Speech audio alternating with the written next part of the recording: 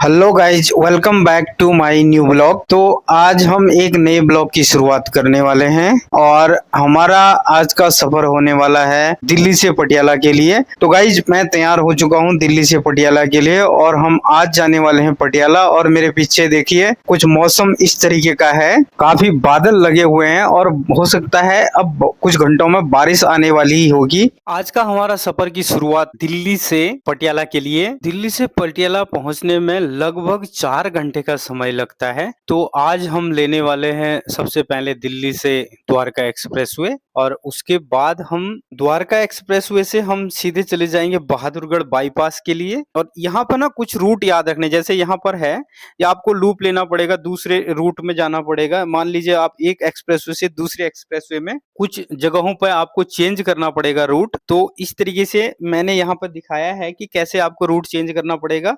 और सबसे पहले हम बात करें तो आपको बहादुरगढ़ बाईपास करते हुए वेस्टर्न पेरिफेरल एक्सप्रेसवे में पहुंचेंगे, तब आपको रूट चेंज करना पड़ेगा। और दूसरा आपको वेस्टर्न पेरिफेरल एक्सप्रेसवे से दिल्ली कटरा एक्सप्रेसवे में जाना पड़ेगा, फिर रूट चेंज करना पड़ेगा। और तीसरी जगह हमें रूट चेंज करना है इसमें, जब हम पंजाब पटियाला रोड पर जाते हैं। जो कटरा एक्सप्रेसवे है, दिल्ली कटरा एक्सप्रेसवे को जब हम छोड़ेंगे तो तब हमें वहां पर ध्यान रखना पड़ेगा। कुल 3 जगहों पर ध्यान रखने की बहुत जरूरत है। गाइस, दिल्ली से पटियाला तक हमारा रूट कुछ इस तरीके का होने वाला है। तो सबसे पहले हम जाएंगे द्वारका एक्सप्रेसवे। द्वारका एक्सप्रेसवे से सीधे हम बहादुरगढ़ बाईपास क्रॉस करेंगे और बहादुरगढ़ बाईपास क्रॉस करने के बाद हम चले जाएंगे वेस्टर्न पेरिफेरल में। और वेस्टर्न पेरिफेरल एक्सप्रेसवे से हम दिल्ली कटरा एक्सप्रेसवे में इंटर करेंगे। और जैसे कि बीच में जो जगहें पड़ती हैं वो है में से, जैसे जसौर खेड़ी हो गया, हसनपुर हो गया, गोहाना हो गया, जींद पीछे रह जाता है क्योंकि जींद के बाहर से ये सड़क निकलती है। बीच में कहीं भी कोई सिटी नहीं पड़ती है इस रोड में। दिल्ली से जैसे आप बाहर निकलेंगे और बाहर निकलते ही आप सीधे चले जाएंगे पटियाला। पटियाला जाके ही आपको सिटी लगेगी। मतलब इस तरीके का रूट है ये और बहुत ही शानदार सड़क बनी हुई है। कोई ट्रैफिक नहीं है बिल्कुल भी। कहीं भी आपको मतलब आप अपना रेस्ट करने के लिए रुकते हैं तो वो ठीक है, आप अपने रेस्ट करने के लिए रुक सकते हैं। बट कहीं भी ऐसा नहीं है कि आपको मतलब ट्रैफिक में रुकना पड़ेगा। बट गाइज, इस रूट में एक बात का ध्यान देना है कि यहाँ पे काफी रेस्टोरेंट नहीं है और पेट्रोल पंप भी बहुत कम है।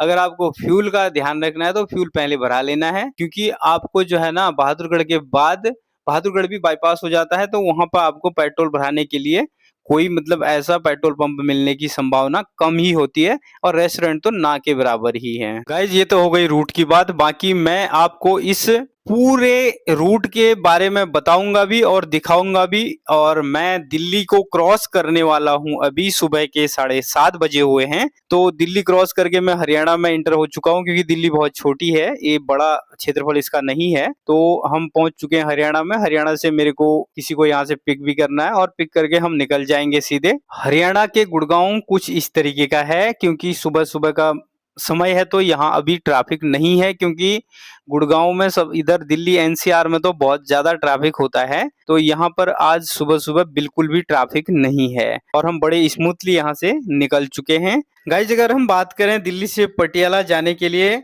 सबसे अच्छा और तेज सुगम रास्ते के लिए, तो मैं आपको बताने ही वाला हूँ। पहले जैसे लोग जाते थे ना, तो जब पहले ये दिल्ली कटरा जो एक्सप्रेसवे है ना ये तैयार नहीं हुआ था, तो पहले लोग क्या करते थे, NH-44 लेते थे, फिर NH-1 लेते थे। वो अंबाला होकर जाना पड़ता था, क्योंकि वहां बीच में काफी ट्रैफिक मिलता है। अगर आप वहां से जाएंगे तो लगभग 250 से 265 या 280 किलोमीटर के आसपास सामान्य ट्रैफिक में आप 4 से 5 घंटे लगा सकते हैं। ये जो रूट बनता है, पुराना वाला रूट जो बनता था, वो दिल्ली से शुरू होकर के सोनीपत, पानीपत, करनाल, कुरुक्षेत्र, अंबाला होते हुए राजपुरा, पटियाला में पहुंचता था। लेकिन वो रूट थोड़ा सा अब लंबा होता है जब से दिल्ली कटरा एक्सप्रेसवे बन चुका है। तो सड़क की स्थिति यहाँ पूरी तरह, रास्ता पुराना वाला रास्ता है वो है तो बढ़िया, उसमें कोई दिक्कत नहीं है। पर लेकिन उस रास्ते में एक सबसे बड़ी प्रॉब्लम पता है क्या है? उस रास्ते में सबसे बड़ी प्रॉब्लम यही है कि वहां पर बहुत जगह जगह पर ट्रैफिक होता है और हैवी कंजस्टेड रहता है। जैसे मूर्थल से निकलने के लिए आपको वहां पर जैसे ढाबे हाबे तो बहुत सारे मिलते हैं, मूर्थल हो गया, करनाल, अंबाला, कैंट हो गया, यहाँ से आपको गुजरना पड़ेगा। और जो बहुत ही हैवी ट्रैफिक वाला रास्ता इसके मुकाबले माना जा सकता है। गाइज मैं पहुंच चुका हूँ गुड़गांव में, तो यहाँ से मैंने किसी को पिक करना है और उसके बाद हम साथ साथ निकल लेंगे। और निकलने के बाद मैं आगे का आपको बताता हूँ। सुबह सुबह का समय है तो गुड़गांव में भी बिल्कुल भी ट्रैफिक नहीं है, क्योंकि सुबह के अभी लगभग 8 बज चुके हैं। मेरे को आधा घंटा हो गया, मैं दिल्ली से लगभग लगा हुआ हूँ, तो यहाँ पर ट्रैफिक बिल्कुल भी नहीं है और एकदम स्मूथ है, खुली सड़क है।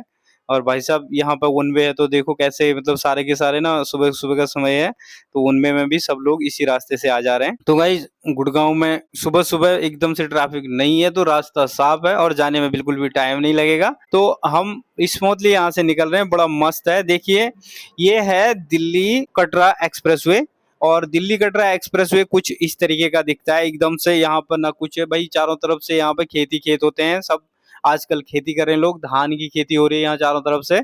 और चारों तरफ आप कहीं भी देखेंगे ना धान के खेत नजर आएंगे बस, और कुछ भी नजर नहीं आएगा, खुली सड़क है एकदम। गाइस 2.5 घंटे हो गए हमें रास्ते में चलते चलते, और हम पंजाब के बॉर्डर को क्रॉस कर चुके हैं, पंजाब में मतलब इंटर हो चुके हैं। तो पंजाब में भी भाई सुबह सुबह पहली बार मिल गया ई रिक्शा, क्योंकि यहाँ भी ई रिक्शे बहुत चलते हैं और दिल्ली में तो ई रिक्शे बहुत परेशान करते ही हैं, लेकिन यहाँ भी अच्छी बात यह है कि भाई साहब अपना आराम से लेफ्ट में चल रहे हैं। पटियाला में देखिए मतलब ना कुछ लिखा हुआ है, ये मेरी समझ में नहीं आ रहा है, मतलब कि यहाँ पर आपको 80% जो बोर्ड लगे होंगे ना उनमें सारा ऐसी लैंग्वेज में लिखा होगा।